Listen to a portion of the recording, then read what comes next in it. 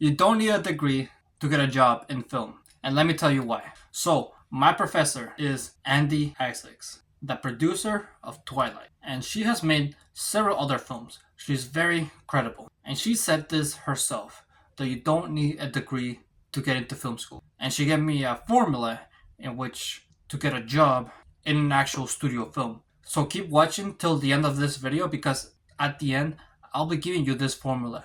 But there's a lot of filmmakers out there who don't have degrees, who just started filmmaking. And most of the time, they started filmmaking through PA jobs, personal assistant jobs. If you want to work on a studio film, you're gonna have to be in a PA position no matter what. But it's about being in that position and leveling up. Eventually, you'll become a higher up. That's how it's always been throughout the entire history of filmmaking, and that's how it is right now. You can't just jump roles. But as long as you start, as long as you go to a film set, everything just snowballs and you eventually get there. You'll figure out a way to get there. So, how do you find a job? You find a film job through sending email. Who do you send emails to specifically? You send emails to filmmakers who have worked on studio films.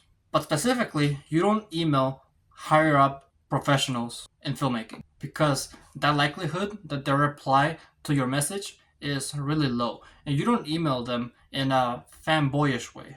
You email them in a professional way. For example, an assignment that I had for the producing class that I'm taking where Professor Isaacs is my professor, we had to write an email ourselves and send it to somebody to get us a position as a PA. And so, since I wanted to be a set PA, I had to email an assistant director. You don't email the director, you email the assistant director. And so I looked around and I found, honestly, I already forgot who I emailed, but yeah, I forgot the assistant director for Whiplash. I made an email and then I sent it to my professor to review it. I got some feedback on it, and then this week, the assignment that we have is to revise and rework the email so we can send it again to Professor Isaacs and give us like a green check mark so we can send it to the actual person. And whenever you do send it to the actual person, in between 6 months from now, there might be a chance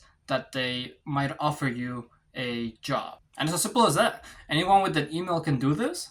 You can do this today, actually. You can email the assistant director for the Marvel movie, or the Avengers movie, right?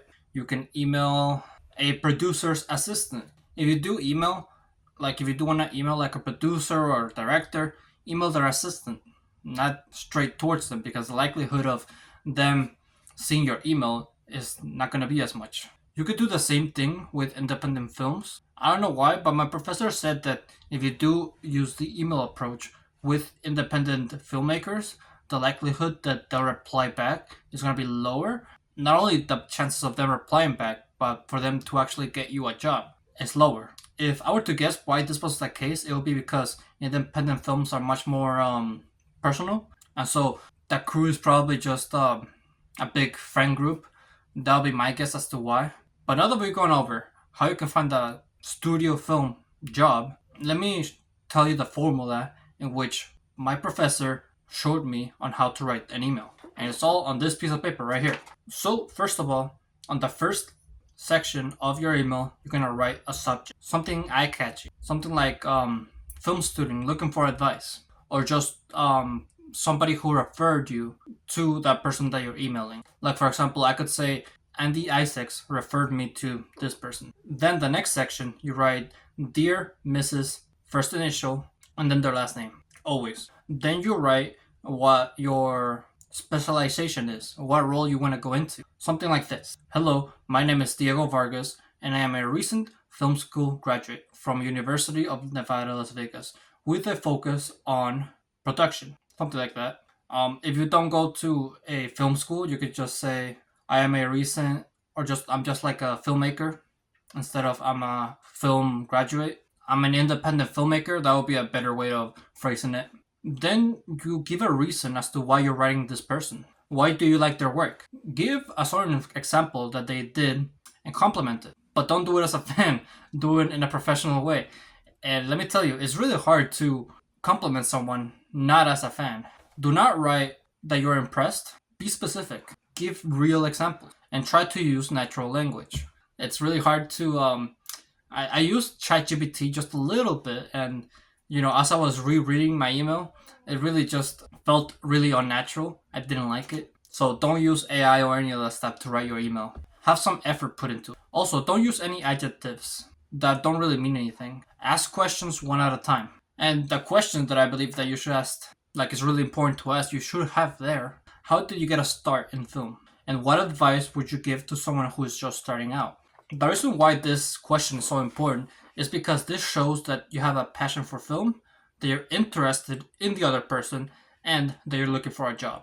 Then to make your email even more personalized, write something about you, why you love film, why you want to work in film, and just be passionate about it. Be personal. I remember when I was writing my email, I wrote in this section how ever since I was a kid, I was sitting in a restaurant and then I saw people filming, and then this lit a spark in me to do filmmaking. And ever since then, my mom always asked me like, what do you want to do when you grow up? And I said, I want to be that guy that says cut and action, and I want to work with actors. That's a personal story. So think of something similar that you might have. Then then for the next section, ask like if it would be okay for you to write them again. Or if you feel like you are confident enough for it, try to schedule like a Zoom meeting. Like write something like, is it okay if we have like a Zoom meeting or an in-person meeting? Lastly, of course, you want to end it off in a nice way. Something like, thank you for taking the time to read this letter and for your consideration. I look forward to hearing from you. Sincerely, always. And then at the bottom, you write your name, your email, and your phone number. I'm gonna see if I can somehow post all of this in a Google Doc and then put in the description below. Also in the description below, I don't know if I mentioned this already, but there's a school community where I help you improve your directing and acting skills. So I also make you make a film as well. If you want to check that out, link in the description below. So with that, thank you for watching this video. If you'd like to, make sure to leave a like, subscribe if you're new and would like my channel, and always remember to live your life.